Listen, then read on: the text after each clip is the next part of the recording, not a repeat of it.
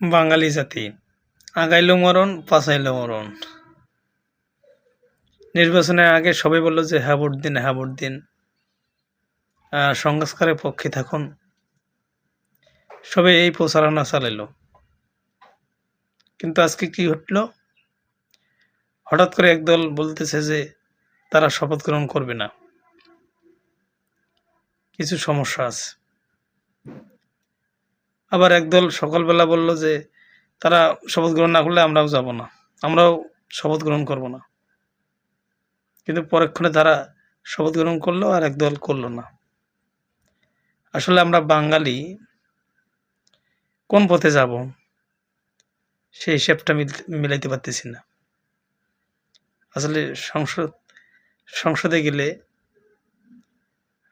তারা সংস্কার নিয়ে কি করবে বা এরা সংস্কার নিয়ে কি করবে আমার বুঝে আসে না। আপনাদের বুঝে আসলে একটু বলবেন।